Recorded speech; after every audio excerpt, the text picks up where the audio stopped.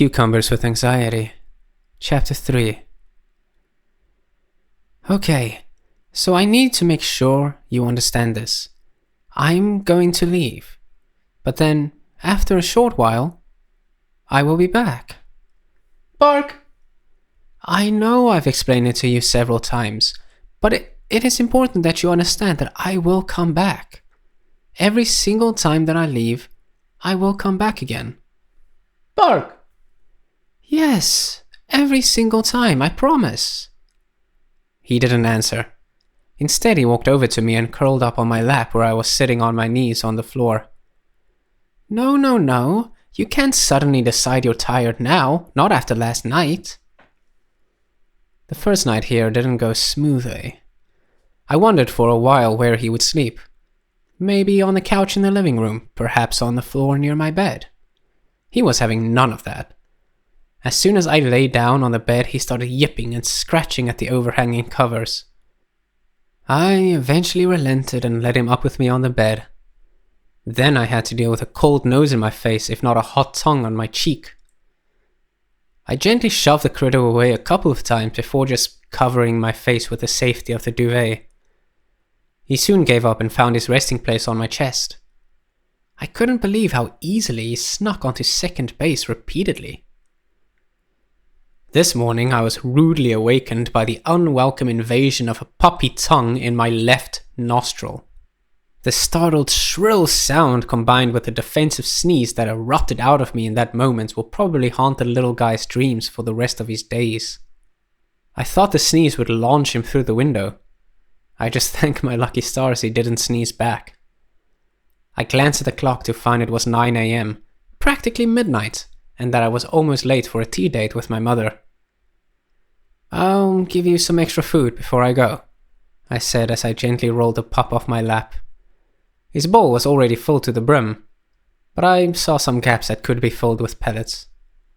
I think he liked watching me scramble on top of the counter every time I have to give him food. His water bowl was half full, or half empty if you're me, so I filled that as well. He gave me a couple of imploring pats with his paw, seemingly begging me not to go. I don't want to go, little doggo, but I have to. I made a date with my mother and she'll be very angry if I miss it. Well, that's not quite true. She won't be angry. She'll be disappointed. And that's much worse. I just need you to understand that I will be coming back in a few hours. And when I do, I want my couch to still be in the number of pieces it is now, which is 1. Bark! I don't know what you're planning to do with it. I just know that little innocent dogs like yourself turn into walking blenders when they're not being observed. Like Schrodinger's Tasmanian devil. And I also just need to know that you'll be okay. Bark! Well, you say that. I walked towards the front door, with the echo of the pup's pitter-patter behind me. I opened the door and stepped outside, like ripping off a cute band-aid. I'm coming back, I said, as I closed the door on him. He gave me a look that said he didn't believe me. Not even a little. What kind of tea do you want, love? My mother asked as I was putting down my handbag. I don't care, Mom. I don't. My mother has had an obsession with tea for as long as I can remember. Quite sure she would have replaced my formula with tea if my dad wouldn't have stopped her. I just never had much of a taste for it. I couldn't even tell the difference between the 50,000 types of tea she can make. Well, you have to pick one, Jewel, my mother said through a stone smile that made it more of a threat than a statement.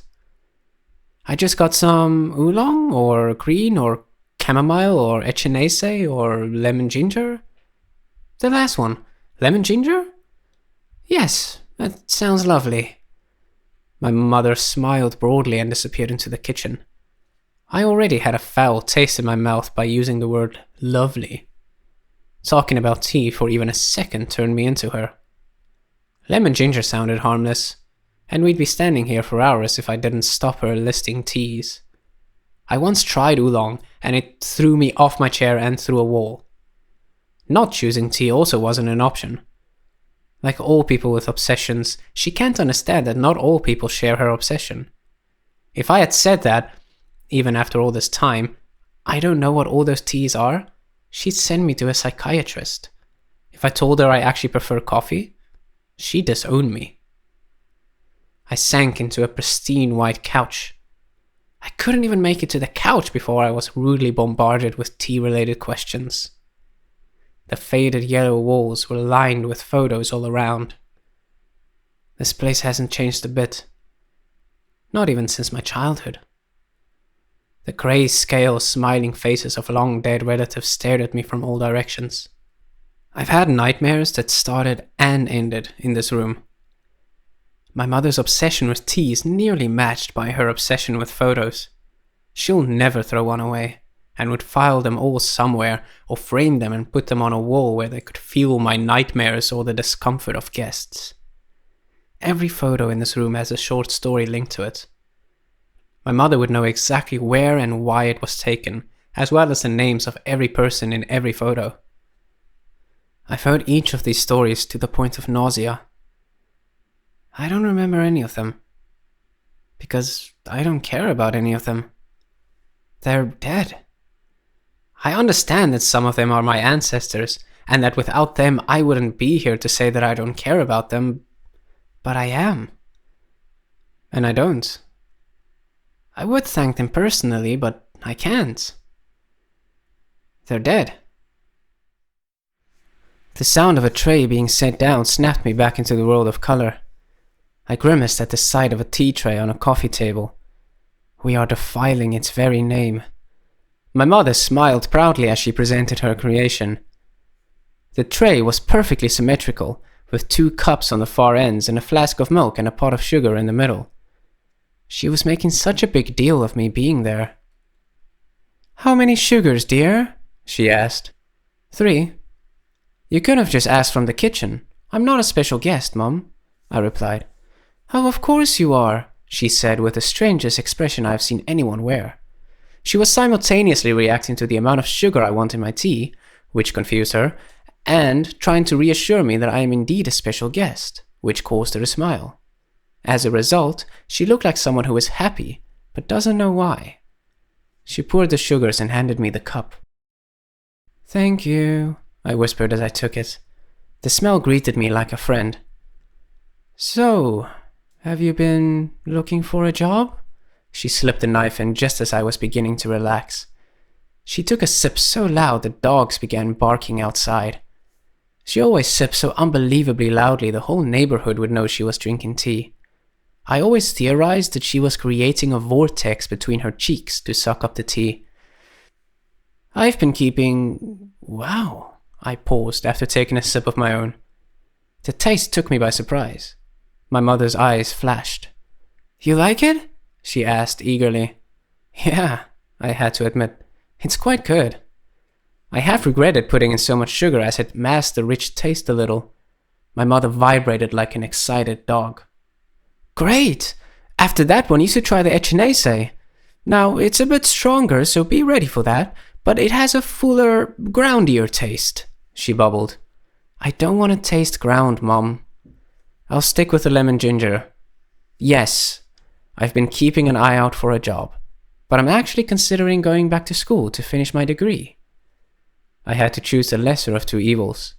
I reluctantly chose revealing a bit about myself over enduring another elongated tour down Tea Lane. "Oh, interesting," my mother maintained her tea-sparked level of energy. "You enjoyed it so much. I'm glad to hear you're finishing it." I didn't really enjoy it all that much. I mean, I was studying accounting. I don't think anybody gets excited about accounting. It's just a necessary, albeit boring, part of modern life. People who genuinely get excited about accounting are probably the sort of people you tend to not invite to social gatherings. I only started my degree because I wanted to become self-sufficient. Dreams are good to have, but tricky to rely on. Life had other plans though, and I stopped studying after my 2nd year. "How long have you been considering going back?" my mother asked before vacuuming up another drop of tea. A couple of months," I replied softly before quietly taking a sip. Oh, sounds like an awful lot of considering without a lot of doing, she muttered before another boisterous sip. I felt her disappointment like a vice. I'm getting there, I whispered down at my half-empty cup of tea. I know it's hard, Jewel, but you can't just do nothing. You don't even draw anymore. I know it can't be easy for someone in your situation to get back on the horse, but you have to at least try. Her words were like molten sugar. As sweet as she could make it, but it still burnt like a bitch. My situation, she calls it. I have to get back on the horse, but why? The horse doesn't care. I'm lying here on the ground, broken back and bleeding skin while the horse is galloping along. Perhaps the horse is better off without my dead weight on its back. What would happen if I just kept lying here and let the horse be free? I'm surrounded by dozens of pictures of long dead relatives. What would have happened if one of them gave up? There would be one less picture. A short while from now, nobody will remember what I did. Nobody would care if I straddled the shit out of that horse or let it canter through the meadow. I know how it feels, Jewel. My mother started, and the response writhed within me. No, you don't. You don't know anything. When your father passed, don't pretend like it's the same. It's not nearly the same. I thought I'd never be okay again. I thought I'd just be sad forever. You were better a month after it happened. You have no idea what sadness truly is. Time really does heal. It was just about realizing that he never really left. Not as long as I remember him. As long as I talk about him. I don't want to talk about this, I said through clenching teeth, my heart doing somersaults in my chest. I sipped my cup of tea, even though I knew it was empty. That's okay, sweetie. I didn't invite you here to talk about that. Thank all the gods. I actually want to show you something, she said and quickly got up. She disappeared down the hallway and emerged a couple of seconds later carrying a large brown box. What's that? I asked as I got up. Photos, she replied with a broad smile. I rolled my eyes. Photos of you, she clarified. What? They're all photos of you. I discovered this in the attic a few weeks ago. I was looking for this old silver embossed tea set. There are quite a few tea sets that I could sell for a decent price. For that set alone I got, Mom... Oh, right. She placed the box on the dining table and opened it. I wouldn't have kept these, I muttered as I saw the mountain of photos inside. You didn't, she replied simply. You threw them away. Your father collected them. Dad? He didn't care about photos. No. I could never make him care about photos, but he knew I cared, and that was reason enough. At least I got him to drink tea, she boasted. He always drank coffee when she wasn't around. I don't think this is the right time to tell her. From what I could see, he didn't let one photo go to waste. She took out stacks upon stacks of them and laid them out on the table. What's that? I asked, pointing to the bottom of the box. The removal of stacks of photos revealed a collection of yearbooks underneath it. They were all mine, of course. One for every year I was in high school. I took out the one at the top from my final year. Our school did yearbooks a little differently. There weren't photos of classes or sports teams or anything of the sort. Just photos. Photos of students during an ordinary school day or at events. The photography club made a real effort to ensure that almost every student was represented. Front to back there were collages of students posing with their friends or partaking in some sort of social activity. I flipped through the book slowly, taking in every page. I recognized some students, never knew others. It's an uncomfortable feeling, being confronted with someone's face who you haven't seen or even thought of in years. I wonder if they still remember me. If they still think of me. If they do, how do they remember me? Some of these people could be dead for all I know. They could be on the other side of the planet. Some probably have kids, a marriage, and a backyard. Others may still live with their parents, swearing that their latest get-rich-quick scheme is going to work this time. I saw the faces of old friends, who I thought would always be friends, but who drifted away as soon as school ended. It's despairing to realize how easily people can drift away if you don't fight to keep them close. You just look back one day and realize that you haven't spoken to someone in years. Do they also regret the way we've drifted apart? There he is, Alex. The other photos formed collages, but this one took up a whole page by itself. He really hadn't changed much in the 10 years I hadn't seen him. He didn't have his stubble in high school, but his longish brownish hair remained exactly the same. His sharp yet soft features still traced his boyish face. I couldn't see his eyes in the photo because he always closes his eyes when he laughs. He was posing with some girl with short blonde hair, sticking out her tongue at the camera. Their faces were pressed together, and I don't think I've ever seen Alex so genuinely happy. "You two always look so cute together," my mother exclaimed, and my heart turned to ice. That was me. The girl with the short blondish hair was me. The girl smiling and sticking out her tongue was, at one point, me. I didn't recognize her. I wasn't her anymore. Sure, I was older, my hair was darker, I don't stick my tongue out at cameras anymore, but at some more fundamental level, I wasn't her. She smiled with her eyes. I only smiled with my lips. The blonde girl was someone I haven't seen in years, someone who drifted away from me over time without me even realizing it. I don't know where she's gone, and if I see her now, I'm not sure I'd recognize her. I didn't fight to keep her close, and now that I realize she's gone, I regret that I've lost her. "How is Alex these days?" my mother said and took a sip of tea. How does she still have tea left? All that noise and no tea makes it into her mouth? I hear he's in town.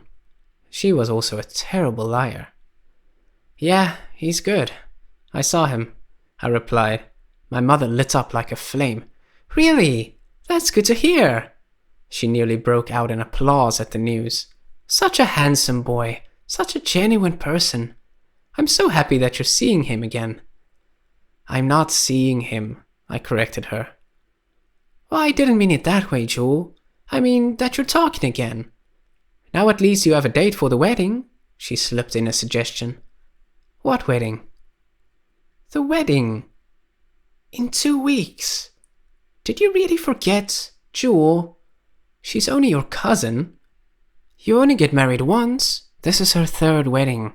You only get married a 3rd time once," my mother replied, and got a snort out of me.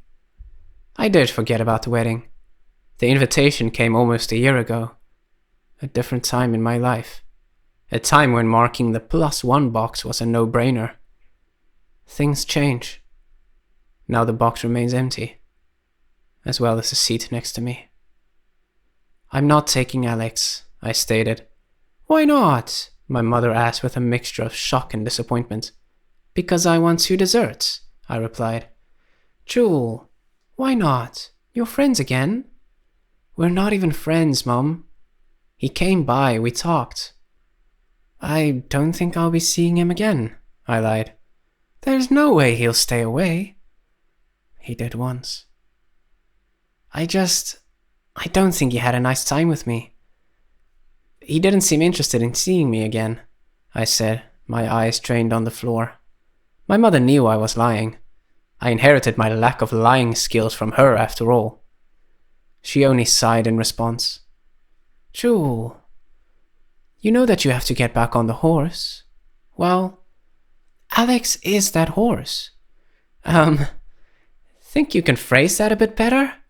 Her eyes stretched wide. "Not what I meant! My goodness! Do not mount Alex! Mom! Or do! I don't know!" My mother flailed her arms desperately and seemed as if she was about to hyperventilate. I started laughing, genuinely laughing. I'm just messing with you, Mom. You know me and Dad could never resist, I said, and she deflated. It was torturous, what you and your father did to me, putting words in my mouth that I'd never say, she exclaimed, but started laughing herself. It was nothing short of torturous, I must admit. My dad and I became masters in the art of twisting every word my mother could say for her own nefarious purposes until she was huffing and puffing. My laughter died down and my mother ceased suddenly. She looked at me with tears in her eyes. I miss him, she whispered before stepping forward and grabbing me into a hug. Oh, okay, so this is happening, I whispered. My mother squeezed with all her might and sobbed a few tears into my shoulder while my body went stiff. I eventually decided to pat her on the back a couple of times and wondered how many pats were the correct number of pats. I was just beginning to wonder if it would be rude to turn on the TV when she released me. The tears were still there, but she was donning a smile with it. At least I have you, my beautiful daughter, she whispered with her hand on my cheek. Smoking hot, maybe. I don't know about beautiful. I deflected and my mom laughed. You are beautiful, because you look like him. Well, maybe I should shave my beard then, I said, and she snorted. No, you look like him because you have his eyes, she said, wiping her old and new tears away. Does he want them back? Oh, stop it, she scoffed and wiped the corners of her eyes with a tissue. Where the hell did she get a tissue from? I didn't even see her take it out. I think mothers just have a magical tissue summoning power. I just wish you inherited his brain. Instead, you inherited mine. Yet I didn't inherit the magical tissue summoning power.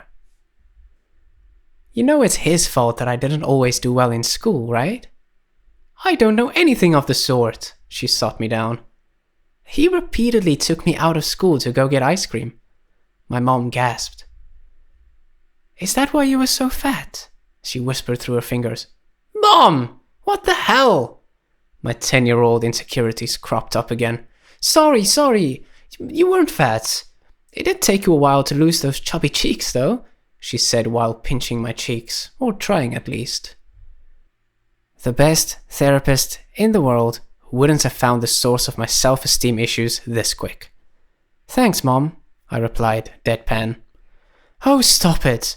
You had the cutest cheeks. I remember pinching them every day you came home from school. I remember asking you to stop every day I came home from school, I countered. She sighed in disbelief. I just can't believe he snuck you out of school and didn't tell me. Yeah. Then we'd walk through the park while I sat on his shoulders. This stopped when I was 10, though. I think it also explains his back problems. My mom nodded. Yes, it does. What did the two of you talk about? We talked about everything. He knew everything that was going on in my life. I told him about my friends, and he remembered all of them. I told him about boys. You talked to your dad about boys? My mom interrupted in shock. Yeah, and he really wanted to hear about it. Not your usual jealous father, ooh, I'm going to kill any boy that touches my daughter type. He even encouraged me to make the first move. I explained, but my mother just seemed to deflate in front of my eyes. You never talked to me about boys, she whispered. I tried. You didn't know anything about boys. You once told me to buy shampoo for the boy I liked. That is the worst advice anyone has given since someone said, no one is even gonna notice Archduke Ferdinand is dead. I still think he would have at least appreciated it. She stuck to her convictions. Dad taught me more than I could ever learn from you. He really helped me understand how their minds worked. Still, I could have helped. I know some things. My mom deflated even further until she was just a pile of skin lying on the floor. Mom, you did teach me some things. You taught me how to cook. That's something. I coaxed the air back into her. I tried to teach you how to cook. You could never quite grasp it. Almost burned the kitchen down once, which is still a mystery to me. You were pouring cereal, she started muttering. How did you even... You were a great mom, I interrupted before I had to explain that I was a 15-year-old girl who was trying to light a cigarette off the stove at midnight because I'm an idiot. He was just an excellent dad. Her eyes drifted and a smile spread. He was, wasn't he? A glow came over her face that stretched from the corners of her smile to her eyes. He was a better husband, though. That man was an angel. I so hope that you get another chance to spend your life with someone like that, she said. I paused. This conversation suddenly veered out of control. I don't think that's going to happen, I whispered. I hope it will. I know there are people who don't want to get married, and more power to them, but there is such a vast difference between spending your life with someone you love and spending it alone. Even though he was taken from me, I still value every second we had together. Going to sleep knowing, truly knowing that you'll wake up next to someone you love. That is the greatest gift of all. I just hope my daughter doesn't have to live a life without that. I got the feeling that she might have forgotten I was there. She wasn't even looking at me. She was looking past me to a life that was, shining with love. Her warm words turned to frost the instant they touched my heart. I sat, staring down at the photos on the table, staring back at me, letting the silence fester. I had nothing to say. What could I say? The pain made anger a seductive option, but I wasn't angry at her. Even though the words hurt, I know the voice was pure. My mother snapped back to reality where I was patiently waiting for her. More tea, dear? She asked suddenly, cutting through the fragile silence like a sledgehammer. Her warm smile still refusing to subside. Yeah, sure, I said, still trying to tame the hurricane of emotions rudely provoked then abruptly ignored. I did manage to smile, though, and I thought I'd pass out from the effort. My mother took the cup from my hands and disappeared into the kitchen. The hardest thing we have to realize is that our parents are only human. Here you go, Jewel. She handed me a steaming cup. How long was she gone? My thoughts were ablaze with images from the past, futures that would never be, and how I wished that I was quick enough in the 9th grade when Kelly Worthington told me to get out of her face to reply with, "Tell that to the Z on your forehead." I've always had the irrational fear that one day I would be so lost in my thoughts that I wouldn't find my way out again, and I'd end up in a padded room staring into nothing while loved ones visit and plead with me to notice them. This almost seemed like a worthwhile pursuit, but I just took the cup of tea from my mom instead.